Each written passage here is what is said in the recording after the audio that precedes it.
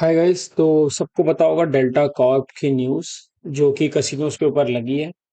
अगर आप देखोगे तो कसिनोज की फेस वैल्यू पे 28% जीएसटी लगेगा। फेस वैल्यू मतलब जितने की आप चिप्स खरीदते हो उन पे भी 28% टैक्स लगेगा।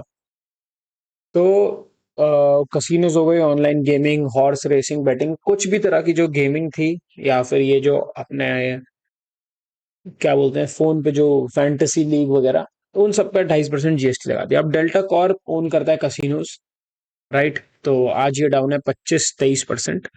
तो अब मैं कुछ इस बारे में बात करते हैं कि अगर आपके पास डेल्टा कॉर्प है तो क्या करना है, और अगर नहीं है तो इसको हम ट्रेड अपॉर्चुनिटी कैसे बना सकते हैं।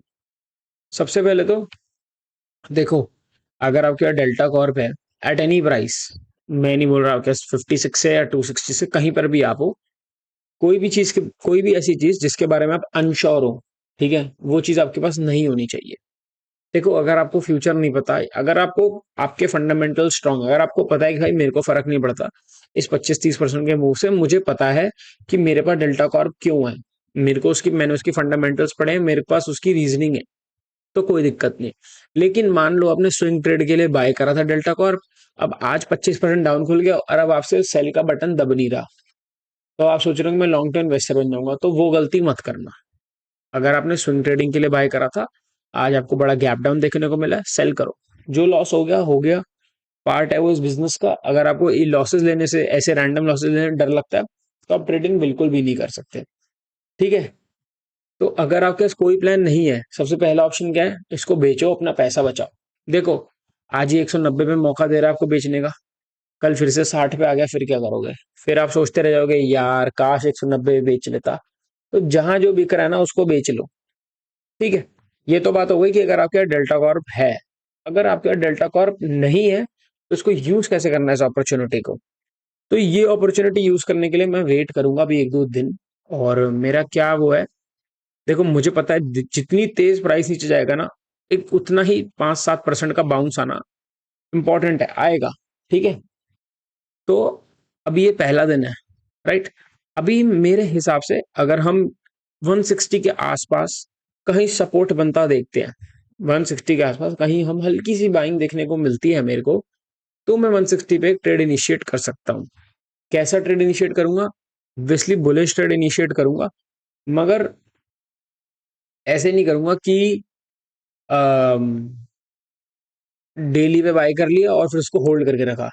मैं उसको बाय इंट्राडे पे करूंगा, होल्ड डेली के हिसाब से करूंगा, ठीक है। मैं आपको समझाता हूँ मेरा क्या मतलब है। जैसे ये करंट 15 मिनट का चार्ट है, ठीक है। अगर हमने इस 5 मिनट पे आ जाते, चलो, अच्छा नहीं, ये लोअर सर्किट लगा के खुला है, ठीक है। अब यहाँ कहीं इसको बाय कर लेते 185 पे, तो you're still up 4 points. But अभी ये वर्थ इट नहीं है, क्योंकि अभी ये इतनी बड़ी फॉल आई नहीं है। 25% एक बड़ी न्यूज के बाद, ठीक है। अभी हम, मेरे को एक मैसिव सेलिंग देखने को और मिल सकती है, क्योंकि पैनिक सेलिंग भी बहुत होती है ना। अभी आज मैं आपको बोल रहा हूँ 190 पे, कल बड़े लोग निकलेंगे परसों तक।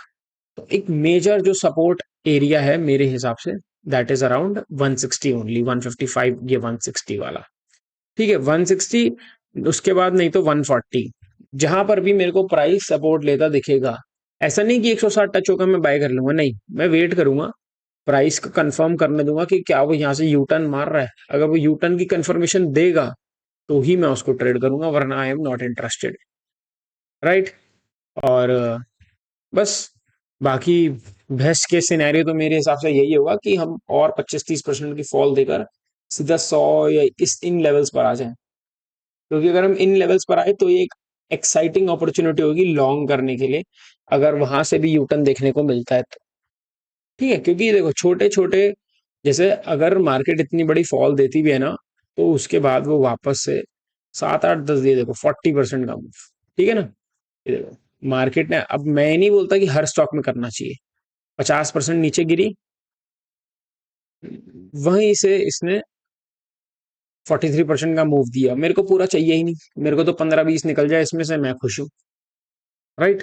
तो कोई भी चीज जो रैपिडली इतनी तेज नीचे गिरेगी, वो एक बाउंस भी अच्छा देगी, ठीक है। जैसे शायद पेटीएम में हुआ था, अगर मैं आपको दिखाऊं पेटीएम ले जाकर, कि ये भी देख लो, अगर आपको देखना है तो ये देखो, हम खोलने के बाद से शार्प सेल करा है हमने 72% डाउन। उसके बाद वहीं 72 से हमने 56% की रैली करी है। ठीक है, अब इस 56% में कहीं पे भी 10-20% का अगर मैं अपने हाथ धो पाऊं उसके अंदर तो मेरे लिए क्या बुरा है। मैं तो भाई स्विंग ट्रेडर हूं, मुझे थोड़ी कोई मतलब कि मैं उसको होल्ड करके बैठना है।